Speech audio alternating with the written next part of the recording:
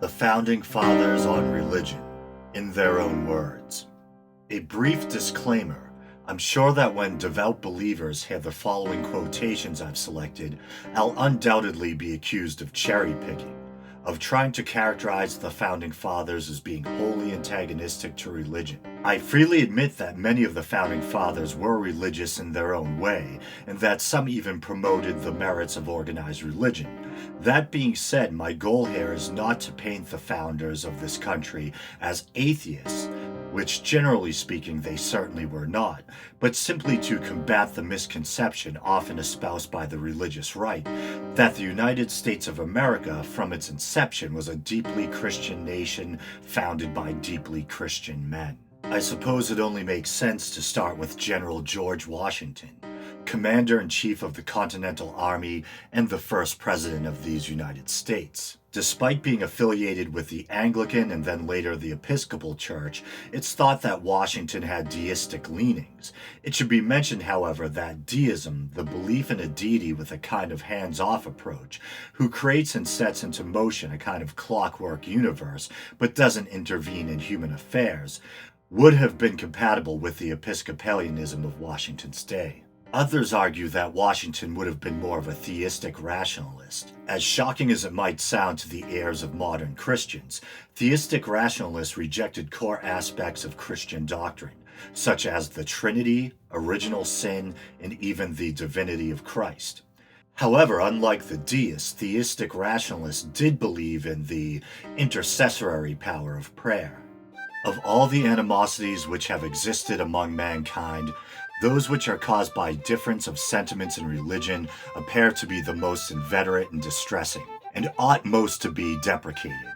I was in hopes that the enlightened and liberal policy which marked the present age would at least have reconciled Christians of every denomination so far as we should never again see the religious disputes carried to such a pitch as to endanger the peace of society.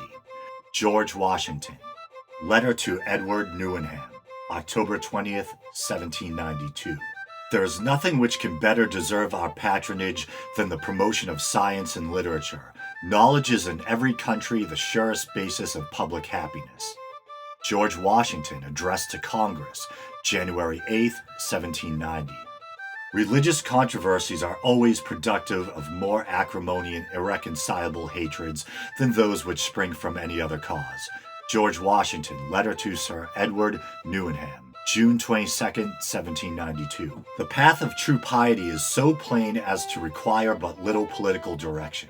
George Washington, 1789, responding to clergy complaints that the Constitution lacked mention of Jesus Christ. From the Godless Constitution, The Case Against Religious Correctness, by Isaac Kramnik and R. Lawrence Moore. If there are good workmen, they may be from Asia, Africa, or Europe, they may be Mohammedans, Jews, Christians of any sect, or they may be atheists. George Washington to Tench Tignan, March 24, 1784, when asked what type of workmen to get for Mount Vernon. The Washington Papers, edited by Saul Padover. To give opinions unsupported by reason might appear dogmatical. George Washington to Alexander Spotswood, November 22, 1798, from the Washington Papers. I beg you, be persuaded that no one would be more zealous than myself to establish effectual barriers against the horrors of spiritual tyranny and every species of religious persecution. George Washington to the United Baptist Churches of Virginia, May 1789, from the Washington Papers, edited by Saul Padover. John Adams, Washington's vice president and the second president of the United States, was religiously speaking a man with a foot in two worlds. He was said to be a devout Christian, the descendant of Puritan ancestors, but also seems to have been influenced by deism, and thought that religion should be based on reason and susceptible to change.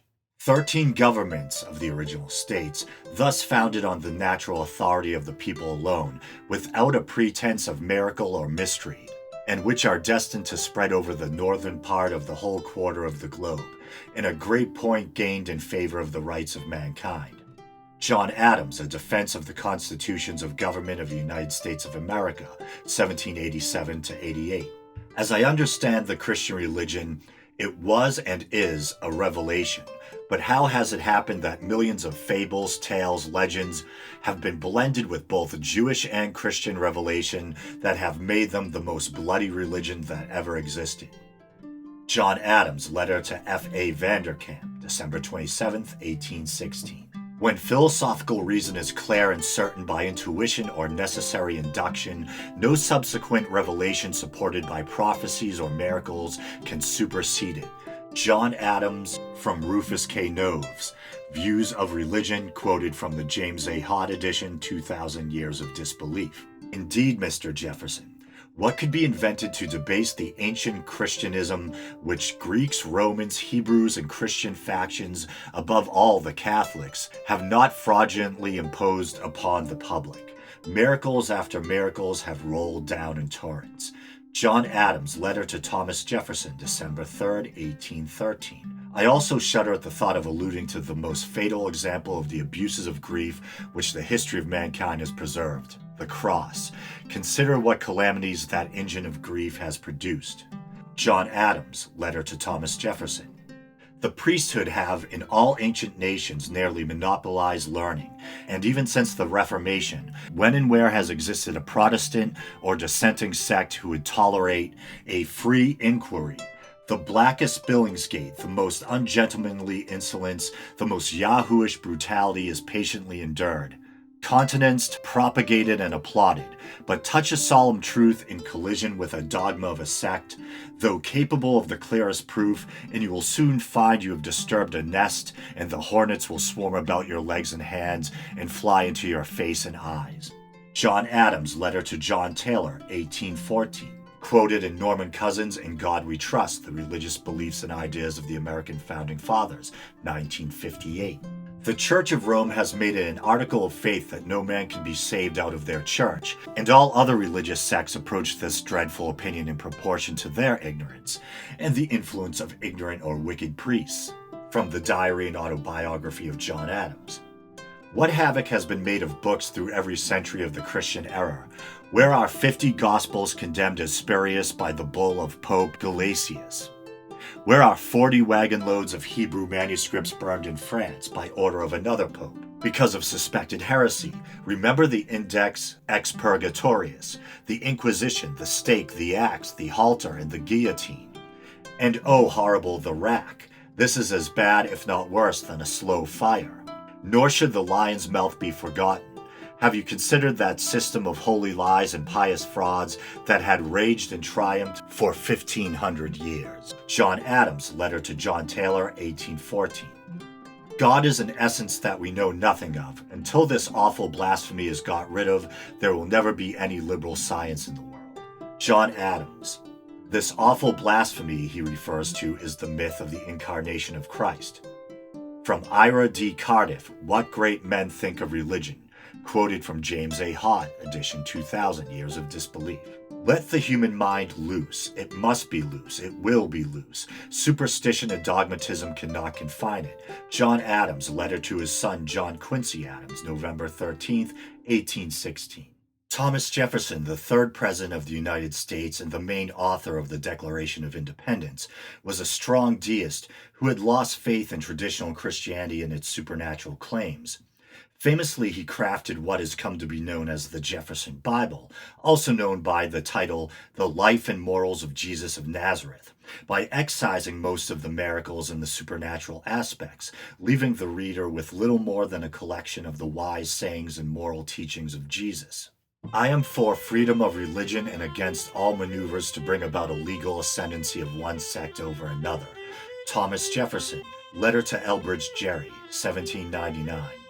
In every country and every age, the priest has been hostile to liberty. They have perverted the purest religion ever preached to man into mystery and jargon, unintelligible to all mankind, and therefore the safer for their purposes. Thomas Jefferson to Horatio Spafford, 1814. Talk of immaterial existences is to talk of nothings. At what age of the Christian church this heresy of immaterialism, this masked atheism crept in, I do not know, but a heresy it certainly is. Jesus taught nothing of it. He told us indeed that God is a spirit. but he has not defined what a spirit is, nor said that it is not matter. And the ancient fathers generally, if not universally, held it to be matter, light and thin indeed, an ethereal gas but still matter. Thomas Jefferson in a letter to John Adams. The day will come when the mystical generation of Jesus, by a supreme being as his father in the womb of a virgin, will be classed with the fable of the generation of Minerva in the brain of Jupiter. Thomas Jefferson in a letter to John Adams.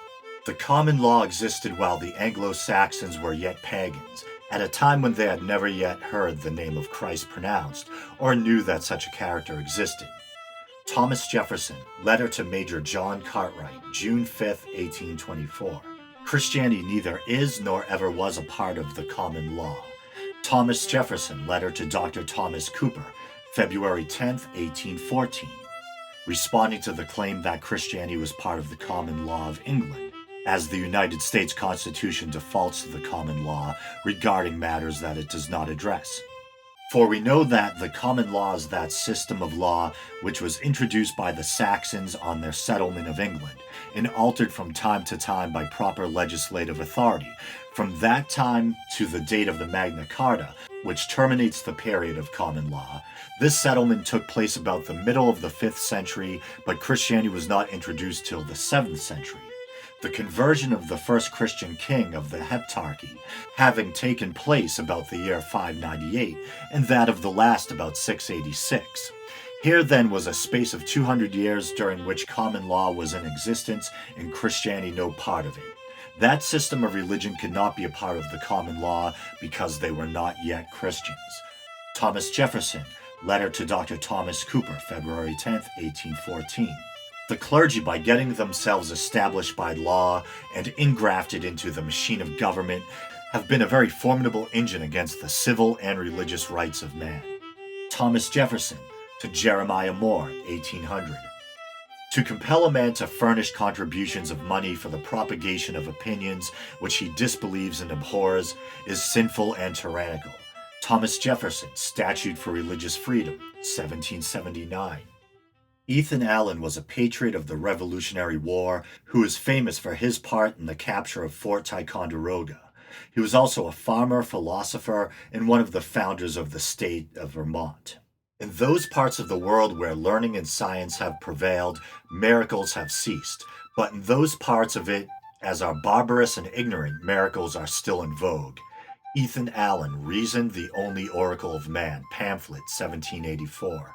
I have generally been denominated a deist, the reality of which I never disputed, being conscious I am no Christian, except mere infant baptism makes me one. And as to being a deist, I know not strictly speaking whether I am one or not. Ethan Allen, Preface, Reason, the Only Oracle of Man. There is not anything which has contributed so much to delude mankind in religious matters as mistaken apprehensions concerning supernatural inspiration or revelation. Not considering that all true religion originates from reason, and cannot otherwise be understood, but by the exercise and improvement of it. Ethan Allen, Reason, the Only Oracle of Man. The doctrine of the Trinity is destitute of foundation, and tends manifestly to superstition and idolatry. Ethan Allen, Reason, the Only Oracle of Man. That Jesus Christ was not a God is evident from his own words, where, speaking on the day of judgment, he says, "Of that day and hour knoweth no man, not the angels which are in heaven, neither the Son." This is giving up all pretension to divinity, acknowledging in the most explicit manner that he did not know all things. Ethan Allen, Reason, the Only Oracle of Man. They are blind with respect to their own superstition, yet they can perceive and despise it in others. Protestants very readily discern and expose the weak side of popery, and papists are as ready and acute in discovering the errors of heretics. Ethan Allen, Reason, the Only Oracle of Man. Thomas Paine was a writer, philosopher, and activist who authored influential pamphlets at the start of the American Revolution, which helped inspire America's rebels to throw off the English yoke and declare independence. I do not believe in the creed professed by the Jewish Church, by the Roman Church, by the Greek Church, by the Turkish Church, by the Protestant Church, nor by any church that I know of. My own mind is my own church. All national institutions of churches, whether Jewish, Christian, or Turkish, appear to me no other than human inventions set up to terrify and enslave mankind and monopolize power and profit. The opinions I have advanced are the effect of the most clear and long-established conviction that the Bible and the Testament are impositions upon the world, that the fall of man, the account of Jesus Christ being the Son of God, and of his dying to appease the wrath of God, and of salvation by that strange means, are all fabulous inventions, dishonorable to the wisdom and the power of the Almighty.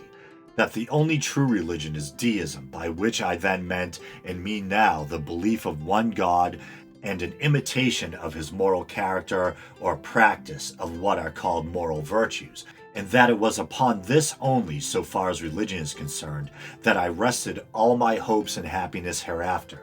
So say I now, and so help me God.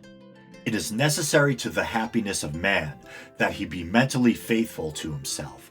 Infidelity does not consist in believing or in disbelieving.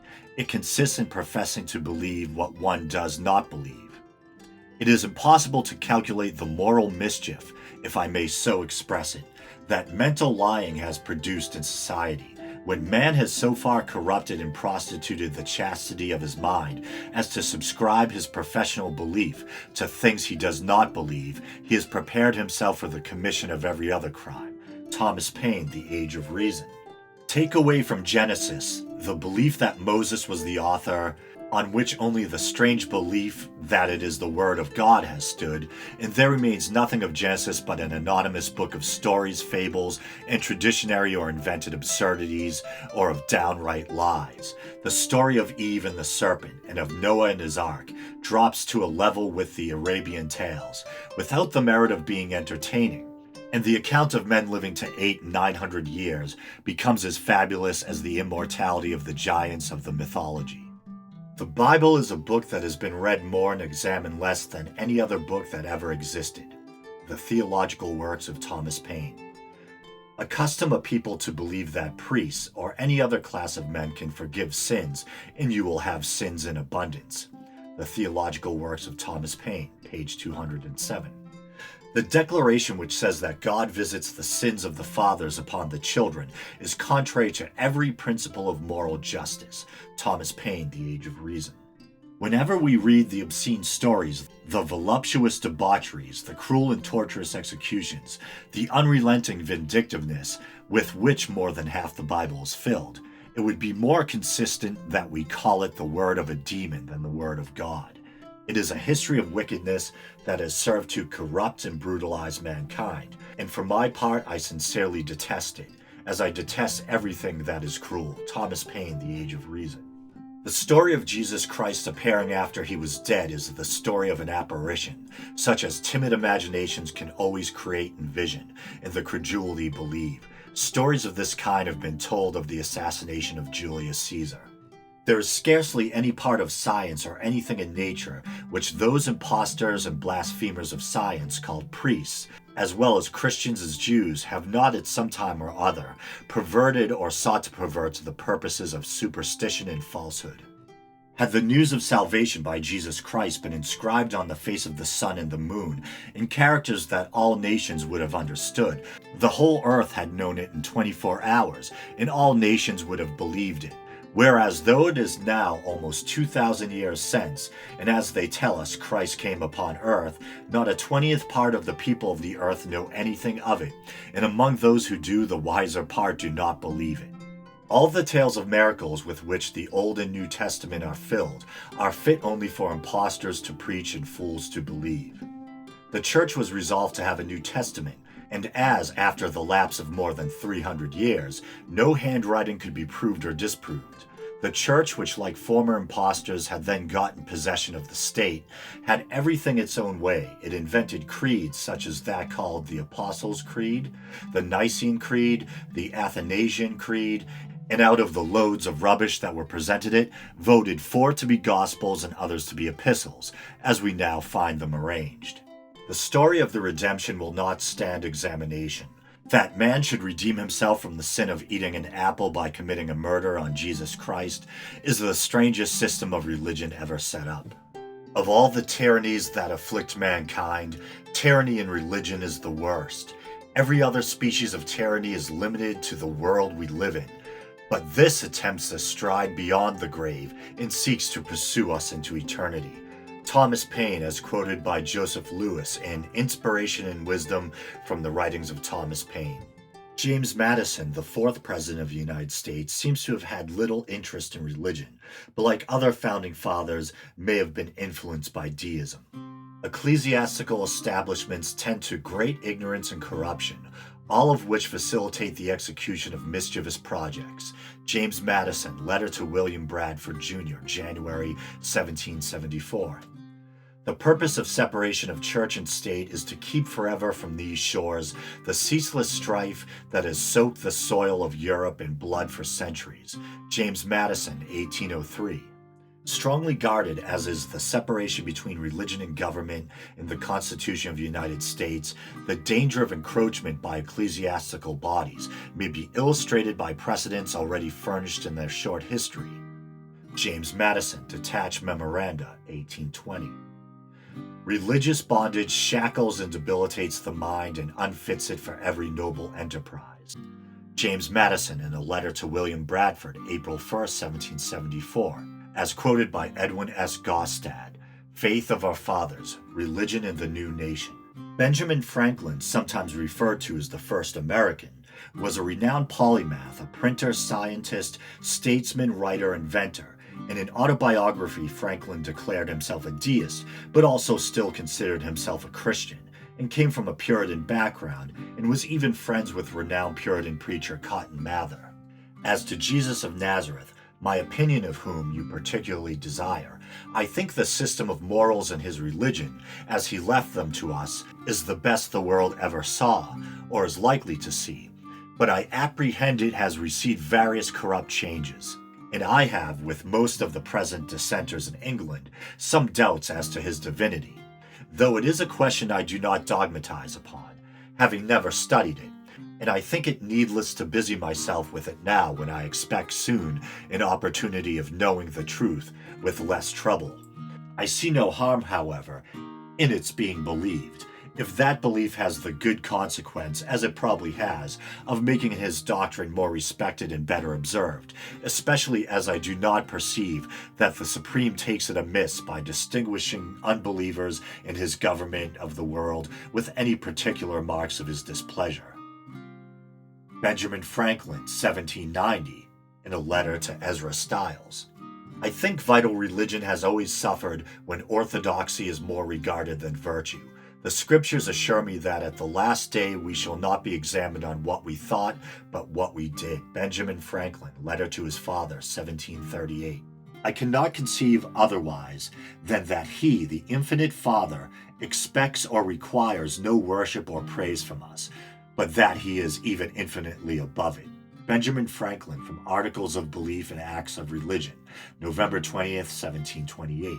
My parents had early given me religious impressions and brought me through my childhood piously, in the dissenting Puritan way, but I was scarce 15 when, after doubting by turns of several points, as I found them disputed in different books I read, I began to doubt of revelation itself. Some books against deism fell into my hands. They were said to be the substance of sermons preached at Boyle's lectures. It happened that they wrought an effect on me quite contrary to what was intended by them, for the arguments of deists which were quoted to be refuted appeared to me much stronger than the refutations. In short, I soon became a thorough deist.